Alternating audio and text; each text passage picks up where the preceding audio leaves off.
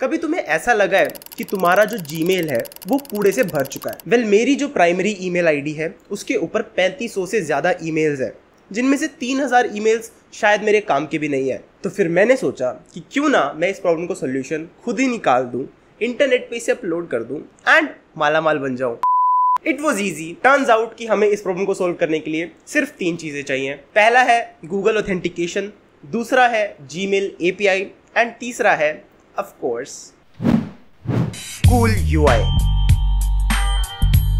तो इस प्रोजेक्ट को स्टार्ट करने के लिए हम लोगों ने सबसे पहले एक Node.js का प्रोजेक्ट इनिशिएट किया एंड उसके अंदर एक फालतू सी server.js की फाइल बना दी एंड अब हम लोग हमारे फर्स्ट स्टेप के लिए रेडी है, जो कि है गूगल ऑथेंटिकेशन बिल्ड करना। मैंने यहाँ पे एक गलती कर दी थी जिसके बारे में मैं आप लोगों को आगे बताऊंगा, लेकिन गूगल ऑथेंटिकेशन का कोड कुछ ज्यादा मुश्किल नहीं था। हम लोगों को सिर्फ 2 एंड पॉइंट्स बनाने पड़े। एक था /auth जहाँ पे हमारा auth URL जनरेट होता है एंड दूसरा था /callback जो कि ऑब्वियसली एक कॉलबैक URL है। इसके थ्रू हमारा गूगल ऑथेंटिकेशन फ्लो बन गया था एंड एकदम मक्खन चल रहा था। बट इट टर्न्स आउट कि ये चीज मैंने फालतू में की, क्योंकि मुझे इस चीज को दोबारा करना पड़ा। क्यों करना पड़ा? क्योंकि मैंने जो फ्रंट एंड का कोड है वो रिएक्ट नेटिव के अंदर लिखा था। अब रिएक्ट नेटिव के अंदर आप लोग ब्राउजर यूआरएल्स को अच्छे तरीके से मैनेज नहीं कर सकते हो, तो वहां पे आप लोगों को ऑथेंटिकेशन सेपरेटली बिल्ड करनी पड़ती है। तो जो सारी की सारी चीजें मैंने यहाँ पे की थी वो ही एग्जैक्टली चीजें मुझे दोबारा से रिएक्ट नेटिव के अंदर भी करनी पड़ी, which was obviously time waste. React Native वाला पार्ट थोड़ा सा ट्रिकी था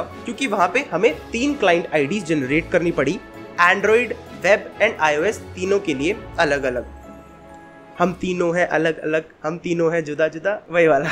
अब जो क्लाइंट आईडीज होती हैं उनको जनरेट करने के लिए कुछ अलग अलग स्टेप्स होते हैं। जैसे कि एंड्रॉइड के लिए मुझे एक की स्टोर जनरेट करना पड़ा, जो कि क्योंकि मैं एक्सपो का यूज कर रहा था मेरे लिए आसान था। मुझे सिंपली एक कमांड रन करना था एंड मेरा की स्टोर जनरेट हो गया था। सिमिलरली वेब के लिए भी एक प्रोसेस था एंड iOS के लिए भी एक प्रोसेस था, जिनके अंदर कुछ ज्यादा रिक्वायरमेंट थी नहीं। तो ये सारी की सारी चीजें करने के बाद हमारा जो ऑथेंटिकेशन वाला पार्ट था वो यहाँ पे कंप्लीट हो चुका था। इसके बाद हमें बनाना है ईमेल्स वाला एंड पॉइंट, जो कि हमारे सारे ईमेल्स को फेच करने का काम करेगा। मैं इसकी ज्यादा डिटेल्स में नहीं जाऊंगा, बट सिंपली यहाँ पे हम लोग जीमेल एपीआई का यूज कर रहे हैं, जिसकी सहायता से हम लोगों को सारे के सारे ईमेल्स मिल पा रहे हैं। हम उन सारे के सारे ईमेल्स को एक एरे के अंदर स्टोर कर रहे हैं एंड उसके बाद उन एरे के अंदर से जिन भी ईमेल्स के अंदर लिस्ट अनसब्सक्राइब नाम का हेडर है उनको हम लोग फिल्टर आउट कर रहे हैं। अगर मैं आप लोगों को शॉर्ट के अंदर एक्सप्लेन करने जाऊं तो हम लोग सिर्फ उन ईमेल्स को फिल्टर आउट कर रहे हैं जिनको अनसब्सक्राइब किया जा सकता है। इसके अलावा कुछ हेल्पर फंक्शंस भी यहाँ पे बनाए गए हैं जो कि डेटा को अच्छे तरीके से रिप्रेजेंट करने का काम करते हैं एंड यहाँ पे हमारा जो बैक एंड वाला पार्ट है वो कंप्लीट हो जाता है। इसके बाद हमें जाना है रिएक्ट नेटिव वाले पार्ट के ऊपर, जहाँ पे हम लोग ऑथेंटिकेशन को ऑलरेडी बिल्ड कर चुके हैं। इसके बाद हम लोगों को सिर्फ ईमेल्स की जो लिस्ट है वो यूजर को दिखानी है। इसके लिए मैंने क्या किया, इसके लिए मैंने सिंपली एक स्क्रीन बिल्ड कर दी जहाँ पे मैंने लिस्ट आइटम नाम का एक कंपोनेंट बनाया। इस कंपोनेंट की सहायता से हम लोग उस कंपनी का नाम जिसने वो ईमेल सेंड किया है, उस कंपनी का ईमेल, उस कंपनी ने कितने ईमेल्स भेजे हैं, ये सारी की सारी इन्फॉर्मेशन एक स्क्रीन के ऊपर लिस्ट करवा पाते हैं एंड ये सारी की सारी चीजें एक अच्छे से सुंदर से यूआई के अंदर हम लोग दिखा देते हैं ताकि यूजर को भी अच्छा लगे एंड हम लोग भी थोड़ा सा कूल लगे। स्टार्टिंग में हम लोगों ने इसको डमी डेटा के साथ बना दिया था एंड उसके बाद हम लोगों ने यहाँ पे एपीआई को भी कनेक्ट कर दिया था एंड हमारी जो ऐप है वो वर्किंग कंडीशन के अंदर आ चुकी है।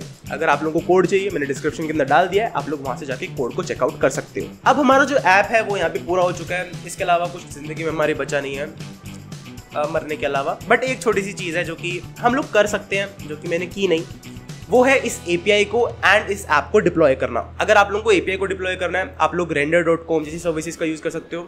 Not sponsored by the way. In services पे मैंने डिप्लॉय करके देखा था, मेरी जो एपीआई है वो मक्खन चल गई थी। तो अगर Node.js एपीआई बना रहे हो तो वहां पे आप लोग डिप्लॉय कर सकते हो एंड जो रिएक्ट नेटिव वाली ऐप है उसको आप लोगों को Google play store and app store के ऊपर अपलोड करना पड़ेगा, जो कि मैंने नहीं किया।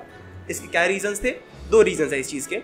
सबसे पहला रीजन है अप्रूवल्स। अगर आप लोग कोई भी एक ऐप को अपलोड करते हो गूगल प्ले स्टोर या फिर ऐप स्टोर के ऊपर, आप लोगों को बहुत ज्यादा अप्रूवल चाहिए होते हैं एंड क्योंकि ये जो ऐप है ये यूजर की जीमेल बॉक्स की ही परमिशन मांग रही है, इसके लिए मुझे बहुत सारे वीडियो प्रूफ सबमिट करने पड़ते, बहुत सारे डॉक्यूमेंट सबमिट करने पड़ते, जो कि करने का मेरा कोई प्लान नहीं है। मैं इसको कोई बिजनेस की तरह नहीं चला रहा, मैंने इस चीज को जस्ट फ्री में बनाया ताकि आप लोग इसे यूज कर पाओ, इसके थ्रू एक प्रोजेक्ट बना पाओ, अपने रिज्यूमे के अंदर ऐड कर पाओ। मैं इतने सारे अप्रूवल्स वगैरह में फंस के इसको अपलोड करने जाऊं उसके अंदर बहुत ज्यादा टाइम लग जाएगा, जो कि मुझे नहीं चाहिए। एंड जो दूसरा रीजन है वो है मेरी मजबूरी।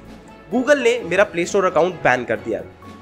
क्यों कर दिया? क्योंकि मैं अपने अकाउंट पे बहुत टाइम से इनएक्टिव था, मैंने कोई भी एक नई ऐप पब्लिश नहीं की थी, मैंने अकाउंट लॉगिन भी नहीं करके देखा था।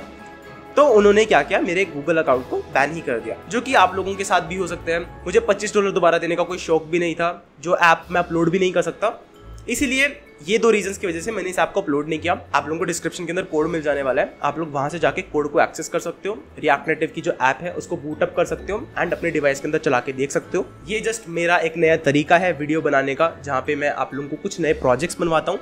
आप लोग उन प्रोजेक्ट्स को चाहो तो इनको अर्निंग सॉल्यूशंस के अंदर कन्वर्ट कर सकते हो। ट्रिमबॉक्स जैसी ऐप्स हैं जो कि 2 से 4 हज़ार रुपये चार्ज कर रही है सिमिलर टाइप की सर्विस के लिए। ये सर्विस आप लोगों के लिए बहुत ज़्यादा कम कॉस्ट के अंदर बन जाने वाली है। आप लोगों को बैकएंड को होस्ट करने में थोड़े से पैसे लगेंगे, प्लस आप लोगों को थोड़ा सा जीमेल एपीआई की कॉस्ट आ सकती है बाद में, लेकिन आप लोग इसके थ्रू एक अर्निंग सॉल्यूशन बना सकते हो। आई होप आप लोगों को इस वाली वीडियो के थ्रू कुछ सीखने को मिला होगा। अगर आप लोगों को ये वाली वीडियोस अच्छी लगती हैं तो आप लोग इस चैनल को सब्सक्राइब करके रख सकते हो, क्योंकि बहुत सारी वीडियोस आने वाली है। तब तक के लिए बाय बाय।